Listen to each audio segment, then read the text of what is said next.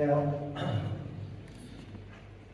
there's a very big firm which I think still, well, it certainly exists, whether it is still in operation, I'm not sure. Woolen Mills? Yeah, that's right. And your two sisters worked at that woolen mill. Yeah, indeed. And at one stage, they requested Saturday. Yeah. What was the response? Well, they were going to get the sack. Because they wouldn't come and work on Saturday. They were sacked. Yeah. And the whole mill was closed down. People wouldn't work. And that's my sisters were working. I hope you've understood what he just said. The two sisters were sacked because they wouldn't work on the Sabbath, and then the rest of the staff went on strike and said, we won't work unless you re-employ those two sisters and give them the Sabbath off. So, yeah, a great witness. The girls eventually went to Warburton and took up employment at Warburton. What doing?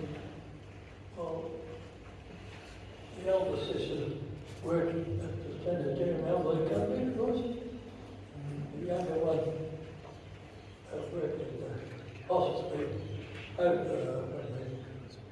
up at the hospital for a while until she became attracted to Greaves, dentist.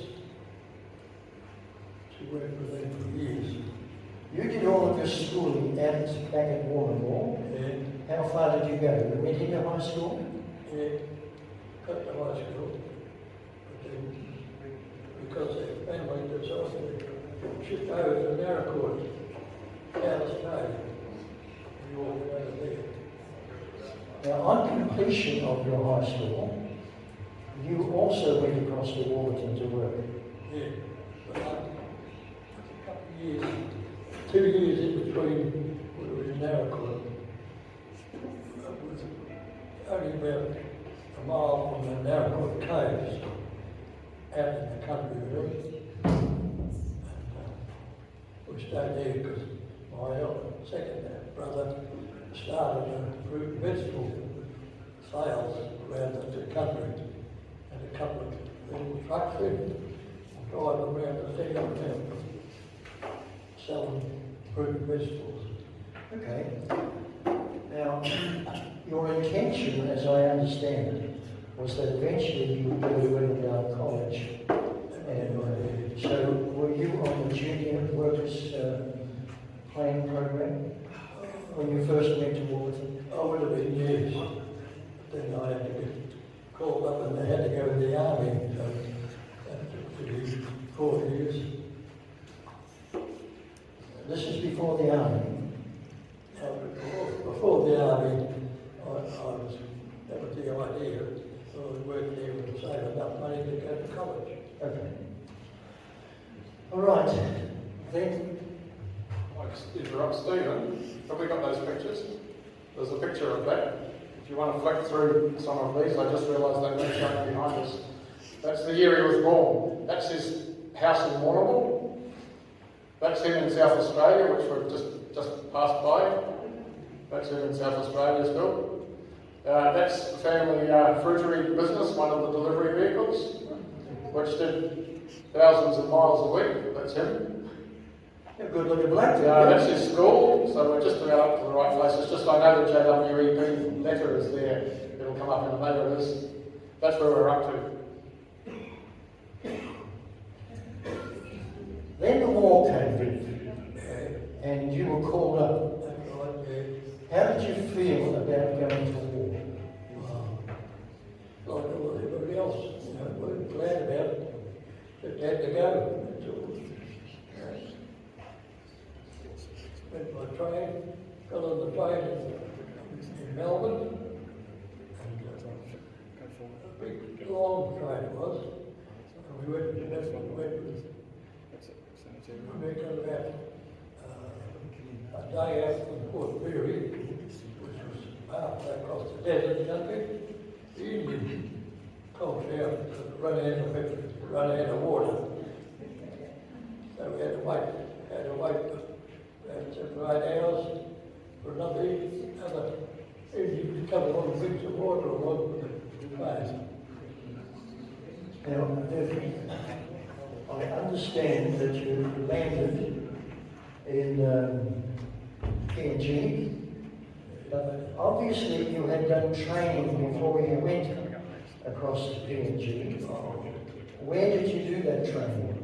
In Western Australia, because them days I thought that the Japanese were going to land in Western Australia. And then we nobody else lived, you know.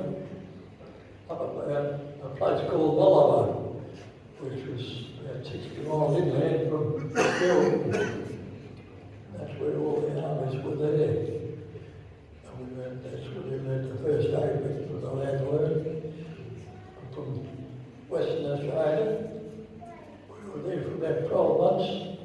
From then on we went up, took us up to Darwin. And we got up there in time that the bombing was still happening. And I remember very clearly one night we heard this aeroplane coming over, got out and got down there, holes in the ground, and you hear this swish, swish, swish, and the bomb landed about 100 yards from where we were. Okay. You were in the medical corps. Yeah. Were there other Adventists in that medical corps that you were involved with? Not that I know of, no. Other than there was Colonel Zachary was the name of the head of the man, and he was a good Jew, of course. Did you have an opportunity to meet with other Adventists while you were overseas? Not really. There were some in other units, but not in the unit that I was in. Second Field Ambulance was distributed amongst a whole lot of different units, because of course you don't need the whole ambulance corps in the one place. And that's why there was, and there's a picture possibly just coming up next, there they are, that was his group of ambulance men. And there were small groups of ambulance men in each unit, wherever they were in the Pacific. A few of his the guys that he trained with were off to different places. He's the one in the middle of the front. Which is the? Is you? Which one? Is the middle of the front? This one? Yeah. We went up there and landed at a place called Jackanao Bay. Very good. Well, when we landed in Jackanao Bay, we were there for 3 weeks. We had 4 doctors, and they all had a revolver each. And then we found out after this, when the war was over, there was about 120,000 Japanese on the island. And we were only 300 people with no armaments at all, other than these 4 revolvers. Thank you, Viv. Now, I don't want you to listen for a moment, please. Just give them the mic to your son now. You were a naughty boy in the army. Because you went AWOL, which is absent without leave. Okay? Where do I point the clicker? Back there? Yep. There it is. The top half of that service record there has a whole lot of writing all over it. And what actually, I asked him, what on earth was this AWOL business about, and why is it scribbled all over and deleted? It says quite clearly that it's to be deleted and it's signed and initialed all the way down. And he said, well, when we suddenly were taken, the unit was suddenly taken from the Northern Territory over to Queensland and put on the ship that you saw just a few moments ago and taken over to Jackanao Bay, nobody told head office. As you know, that's how the world works. And so the MPs were finally sent out looking for him, and they came to Victoria, to his parents' house, to find out, assuming that he'd probably gone back home, you know. And when they got there, his parents were able to produce a very recent letter that he had sent from the island of New Britain to them telling him that he was overseas fighting. And so, of course, the MPs relaxed a bit then, and the final result of that was this big bracketed section on the record there, which has all been, it all says, keeps saying delete all, and is initialed over and over. So he wasn't AWL at all. So you weren't a naughty boy? All right. Were you involved, or was your unit involved, with any military action against the Japanese? Not really. The closest we got there was in Darwin. Some of the Japanese had landed there, and they bombed a lot, did a lot of bombing air raids, things like that. When we get up to New Britain, there was a Japanese kept out the road. We never really seen any Japanese. Other than the closest we got, we went up to shifted to another unit area, and I wandered around. We used to wander around the bush a bit. I found 4 men with their thumbs tied together. They had been shot, killed, of course, they're dead. But their thumbs had been tied together, so they were shot. That was the nearest we got to the wall. This is actually, folk, got to be some sort of a miracle. Can I just say he's exaggerating just a little? That there is some of the planes that they captured, which were a couple of miles from where he was actually camped. So he's exaggerating just a little. The wall was right there, it's just that it didn't land right on his head. I just said this is some sort of miracle. Normally all I can get is no and yes, sir. But he's prepared to talk today, and well done.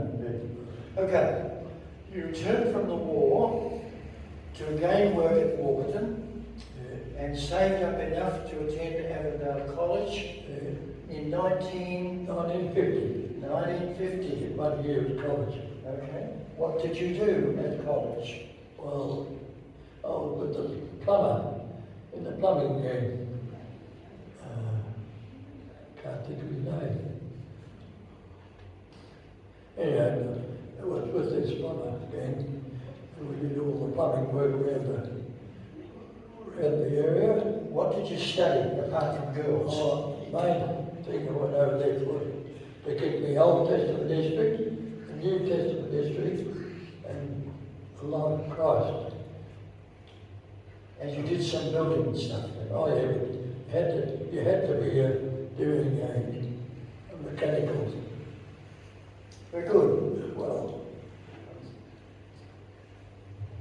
These are his roommates at college. Their names are here. I don't know if anybody's ever heard of them or knows them. It says Gordon Masters, New South Wales, Nicholas Zorin, Russia, Vivian Fish, Victoria, and Victor Miller, New South Wales. If anyone's ever remembers any of them. There you go. Well, Gordon Masters Yep. is Gene Masters' father-in-law. Okay. Yeah. See, they're still known. Thank you. All right. After college, you went back to Warburton. that's right, You yeah. worked again, and you used to take holidays always at Warrnambool. Oh, well, that's where my family were. Was it only your family that you went to see? Well, when I went down there, I went there once or twice, and I met this young girl. That's what happened, you know. Is this Dulcie Shepherd? That's right. Yeah. And that sister of this lady over here. The one on that side of the picture. All right. Mr. Godfrey, will you please stand? Bridesmaid.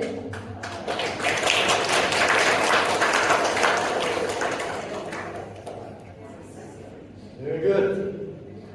All right. Now, I understand that the Australian government had made finance available to return servicemen to get them started in a home or land or whatever. I understand that you took the loan to buy a home in Warburton. That's right, yeah. Okay. Well, that's not the house. But it is the wife. That is, and myself. And the shed you see behind there is not the house, but the house that he bought was built on the property that previously was the blacksmith for the police station, and directly opposite there was the horses used to be stable. So the backyard of our place was previously the blacksmith's.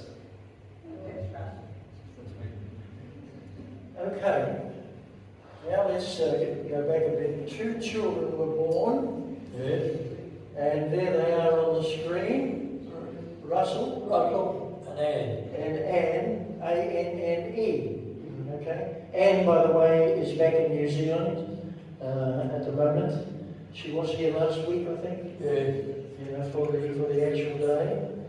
But yeah, 2 children were born to the marriage, and let's see. Dulcie, your wife, suffered years of sickness, and eventually, sadly, on April 9, 1966, she passed to her rest after 15 years of marriage. Yeah. You would have been 43 years of age at that stage. Something like that, yeah. Something like that. Okay. This means, of course, that Russell and Anne are left motherless. You are having to work to keep the family together and to feed the family. Russell, I want you to take the microphone, please, and tell us, how did you and Anne cope in the years that you were without a mother? The first thing I'd like to say is he did an excellent job. That just took a while to show. The very first thing, Which because she did an excellent job of looking after them. the first really good thing that happened was my Auntie Heather and her husband and her children were serving in the islands, and it was their furlough just after my mother died, and they stayed with us for 3 months, which helped us. 5 months, sorry, 5 months. Well, that deserves a clap too, doesn't it? We, at other times, part of the time had stayed at other people's places when it was extremely difficult for my father, because my mother wasn't home, he had to work, there would have been nobody in the house, and I was 11 years old. And this had all started way back when we were, I was 6 or 7 or thereabouts, I guess, really, when these things started to happen. And so we had no choice but to live with other people at some stages along the way.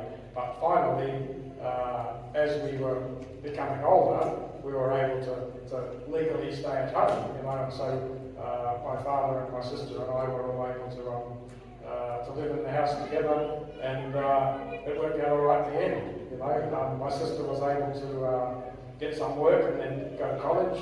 I got some work, which was with sanitarium, and on his birthday in 1975, they shifted me to New Zealand. By which time Anne was already at Avondale. So we managed, but basically because he was a really good father and never lost his cool, was calm and organised, and because of his upbringing and the war, I believe, he was basically unflappably well-organised Christian gentleman to everybody.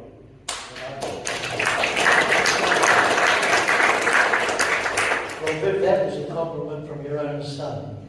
Just a moment, must have been. I found out of recent times, Viv, that you are a bushman of great experience. You could name every tree. You knew all the rocks and what was contained in them. You were practiced at gold mining, and you had a rock collection, and knew what was those rocks were dangerous or not dangerous, and you had a collection of ancient bottles. Yeah, that's right, yeah. There was an incident one time when you took Russell walking in the bush. This must have been at Warburton, and you probably went up what's the mountain in Warburton? WA. And you said there used to be an old hotel here somewhere. And eventually you came to a flattened piece of land, and you said, I think that's probably where it was.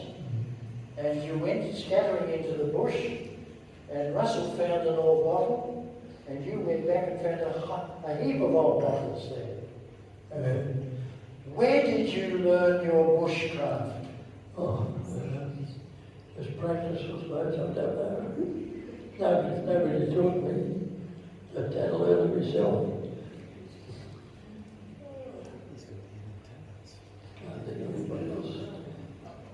Now, Russell, you tell me that there's someone in Christchurch who claimed to be an expert in bushcraft, and he asked you whether your father was Viv Fish. Right, yeah. You acknowledged that, and he said... There was a guy called Dal Scott who, when I went to Christchurch, I met. He said his name was Dal, and everyone called him Dal, but I'm not sure if that was his real name. And when he found out I was from Warburton and my name was Fish, he said, is your father Viv Fish? And I said, yes. And he said, oh, he taught everything I know about the bush, and gave me a long lecture about all the things he'd learned from my father. And what amused me about this was that Dal was held up by the Pathfinder clubs and the church and those people that knew him in Christchurch as being the greatest bushman any of them ever knew. And yet he was telling me that, yeah, you remember Dal, and yet here he was telling me that when he was young, it was my father that taught him everything. Okay, Viv. A couple of weeks ago I was in Tasmania, and knowing that this occasion was to take place, which by the way has been planned for some months now, I decided that because you were keen on the bush, etc., Tasmania has some beautiful timbers. So while I was there, I arranged to have something made for you.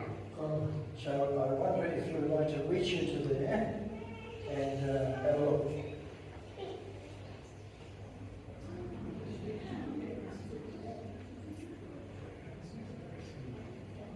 Yeah, Russell, would you like to read it to the folk? In thankfulness for 100 years, Viv Fish, a servant of God and for his country, church and community. May 1923 to May 2023. Not many people can say that, can they?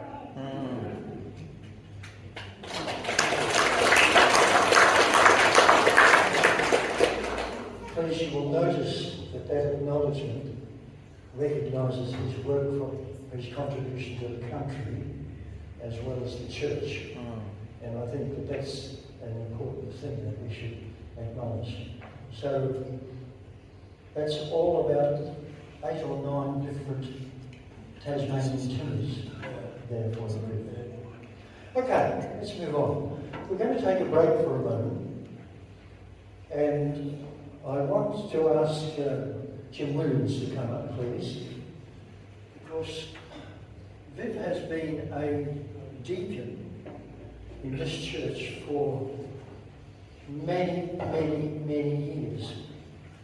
And as most of you know, I was the senior pastor here for 9 years, and I saw a lot of things that Viv did, which you would not be even aware of, that I was very much aware of. And I've asked Jim just to give a short speech acknowledging Viv's work as a deacon over the years. Thank you, Jim. Thank you, Ross. Yes, I became head deacon, I think around about 2004, 2005, and for the next 15 years I served as head deacon here. My right-hand man, very quiet, you never knew too much Most people didn't have a clue what Viv did, but he was the epitome of faithfulness and commitment.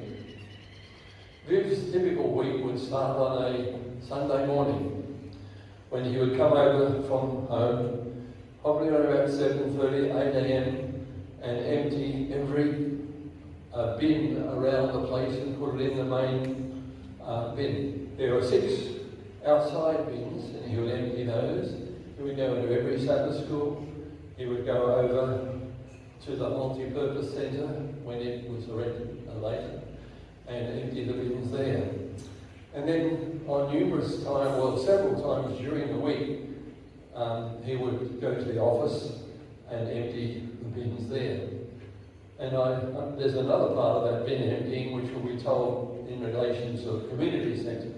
So that was just one job, and you never quite knew. I had to sit down with him one time and say, Viv, just tell me what you do, because if you ever get sick, and I can't ever remember him not reporting for duty, he just hardly ever got sick, he never did. But he did go with several trips away that Ross has talked about, and during that time, someone needed to step up and do the work that he had done so silently and efficiently. The epitome of faithfulness and commitment. So the other thing that I needed to do when he was away was to come over to the church at about 7 a.m, 7:30 in the winter especially, and turn the heaters on. Something that probably most people didn't have a clue who turned those heaters on, but Viv would come over and put all the heaters on, open up windows if needed be, and I noticed today, Viv, you didn't open too many side windows, because he's astute enough to look at the weather and say, well, there's going to be a strong wind, yeah, we'll just open those top windows. Silently, he would effectively do his work. And then he would stand by the board, which not many people know is in the deacon's room, where the deacons are rostered on, and as they turn up, we turn our ticket over, indicating that we are going to occupy that position. There was something like 18, there have been, but not in recent times, 18 collection points when we used to have a fairly full church. And Viv would keep an eye on that and would remind the head deacon, we need someone for so-and-so, we need something there, and would assist there. Communion time, yes, you could rely on Viv to be there. And yes, he was so faithful. Just the last Sabbath, there was due to be a record which you got today with the King's photo on the front. That was due to be distributed, and there was a gentleman who was really a bit anxious about it when I reported into the church at Sabbath last week. Where's the records? The records are not here. There's a special record this week. I said, if there was a record, here, Viv Fish would have it here. I'm sure it hasn't arrived. And later on, that was confirmed, yes. If it had arrived, usually Viv would call on his way back from the communion centre on a Monday, and often the records would be there, and he would get the trolley, or sometimes here, sometimes over there, and bring it up to the office so that the records could be later distributed, and certainly by 1/7. Sometimes it was later in the week that the records arrived, but the faithful distribution of the records from the ABC to the church was always in the hands of Viv. And there were possibly other things that he did that we don't know about, but as I say, Viv Fish, you have epitomised faithfulness and commitment. Thank you very much.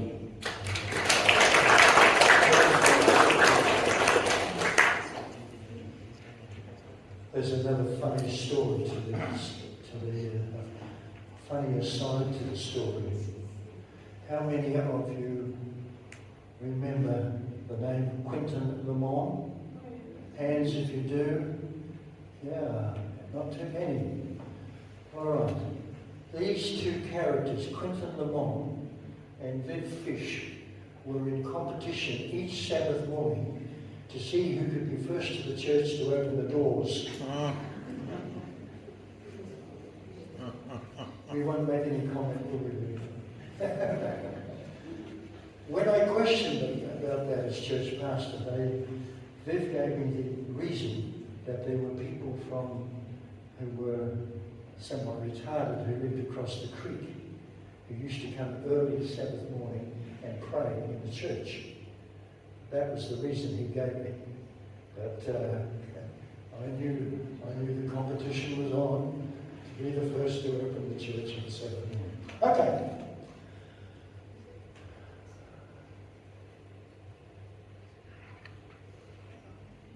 Prior to your wife's death, and following on from your wife's death, you were deeply involved with JMVs and later with Pathfinders. Yeah.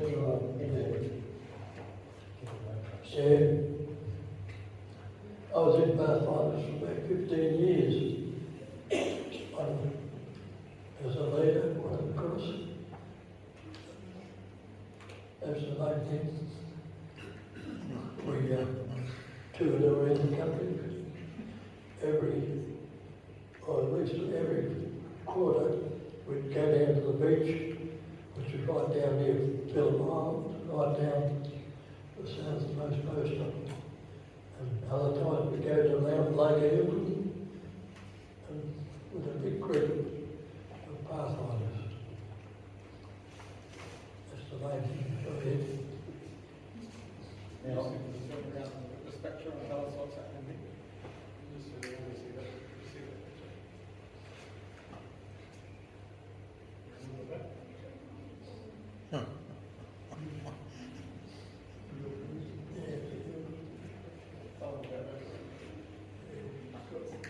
Oh, that's right. We were on a camp out, and we had about a dozen tents with people in them. And when we had one during the night, there was a big storm, blew, and then that tree there fell down and flattened one tent, and just missed another tent, and had 4 girls sleeping in it. So we were very careful not. We had also met up at that time. There was the Roman Catholic group there too, and they were very worried. They packed up and went home, but we stayed there just the same. We used to go to this Eildon, and quite a few times we go to Eildon. In the end, we ended up hiring Captain Cruises, I think, and cruise around up the lake, which is quite a big lake. That's part of the Pathfinders. Now, sorry. Thank you for telling us that. Our time is getting away on us. Then eventually, you met up with Bobby May Johansson. Yeah. Okay? Yeah. And most of the people that are here will remember that you and Bobby May were married. I understand it was in 1980, and at that stage you lived up Freeman's Drive, That's right. as I remember it. We lived in a house opposite the Freeman's Waterholes. Not up that road there, across the road from Eden's timber yard. We lived there for years. That's the main thing. Now, Viv, I also remember in the years that I was church pastor, every Christmas, Bobby and yourself used to have a luncheon, a Christmas Day luncheon for shut-ins who had nowhere to go. That's right. You remember that? Yeah. I think that deserves a clap, folks. A tremendous All right. It was during my regime. During the sheep of 699. Okay. It was during my regime that the multi-purpose centre was built. And you and another of our deacons and my son, Calvin, were involved in laying the floor of the multi-purpose centre. Yeah. Do you remember that? I do remember that, yeah. And not only did we lay the floor, but the heads of what do they call themselves? The heads of the types in Newcastle come out and wanted us to go in and put the floor in their place too. That's how good the floor is. Even now, it's still a good floor. Very good. All right. Sadly, Bobby May died on the 4th of July 2018, and you have lived alone since that time. On one of the trips that we did to West Australia, you were in the vehicle together with, I think there were 8 of us who travelled on that particular trip. And we were on our return journey, and I said to the group at Baladonia, which is just on the western side of the Nullarbor, we need to leave home at 6 o'clock in the morning because we've got over 1,000 kilometres to drive tomorrow. And we finished up leaving at 5:30 in the morning,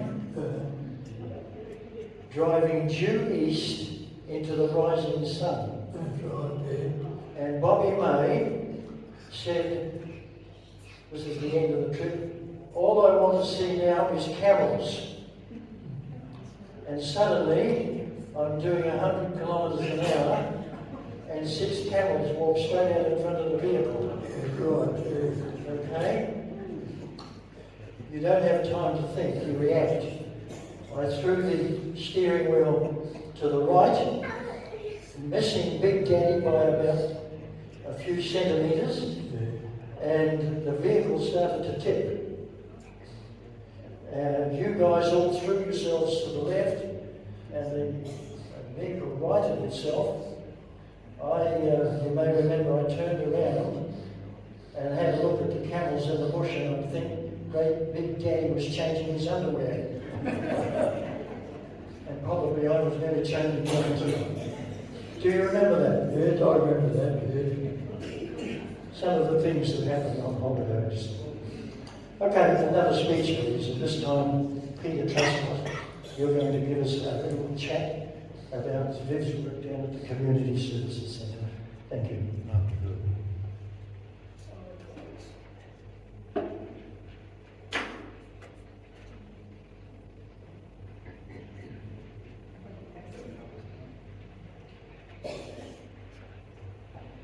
Well, I had a bit of a problem when Ross asked, hands up those who are family, because Viv is part of our family.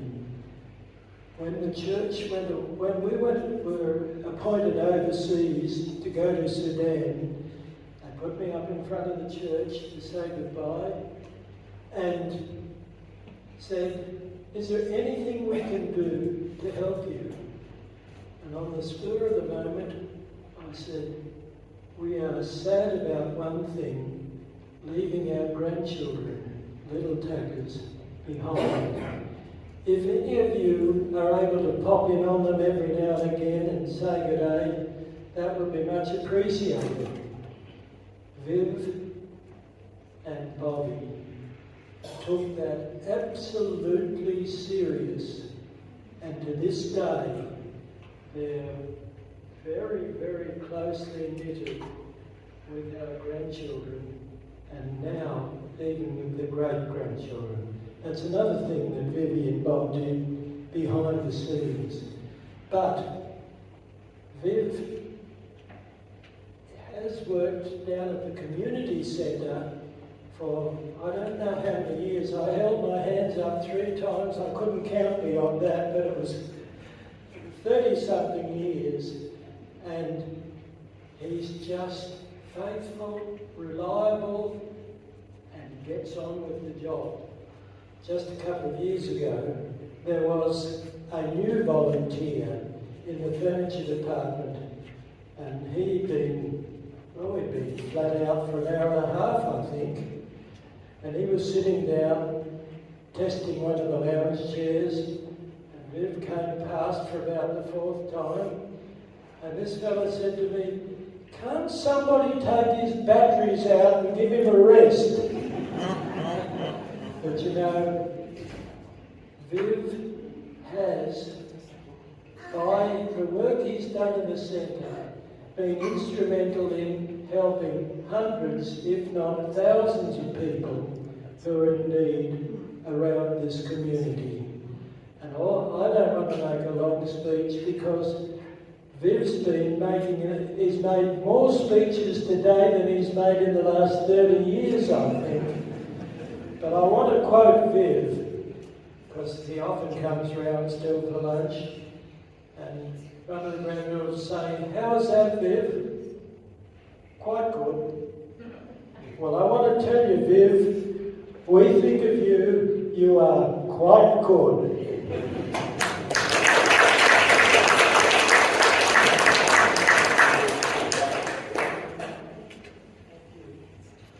Well, for 1 hour has gone by, and it's time that we stopped.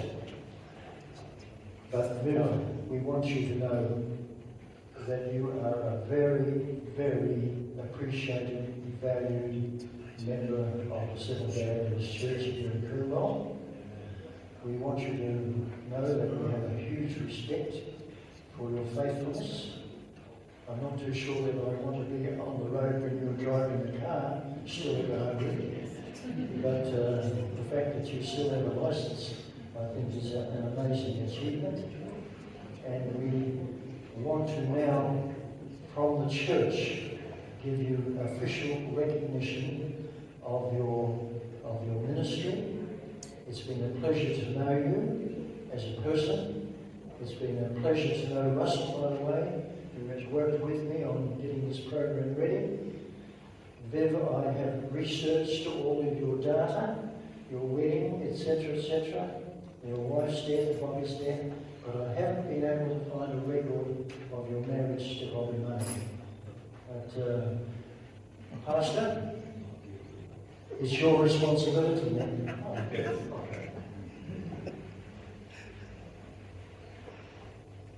Well, there is a book here. It depends where they were married. Oh, they were married in Victoria. Yeah, 699 I married. Oh. At 699 Freedom's Drive. I was there. Okay. Well, we'll have a look and see if there's a book upstairs that may record that. So we'll see what we can find. But we have, thank you. Hey, that was great, right? Did you enjoy that? Now, we asked Viv last week up the front of church, the secret to longevity of life. And if you were here, you may remember, he said the secret was don't eat meat. Was that right? Yeah. Well, there's no meat in this cake, okay? And so we're going to enjoy that cake. But Viv, did you have any final words? I know we've got a lot out here today. Is there anything else you want to just share before we cut this cake?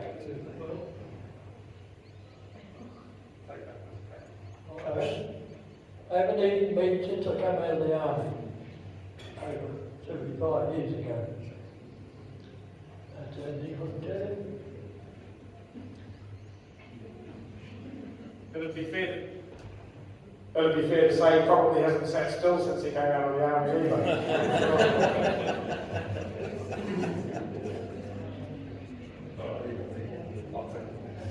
Well, Viv, we've got some crystal, we bought some crystal, and it's a gift from the church for you, and it this is a gift that's quite heavy actually.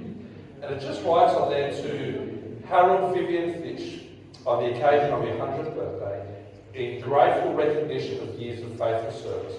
Well done, good and faithful servant. It's got the date there. I'm just going to put that there. People can come and have a look.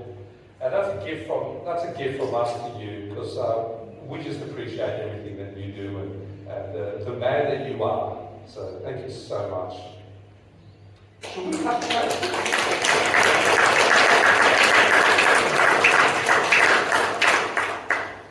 Well, I think everyone's been sitting very patiently. These kids have been sitting here very patiently. But let's cut this cake. How does that sound? There is a knife, and there's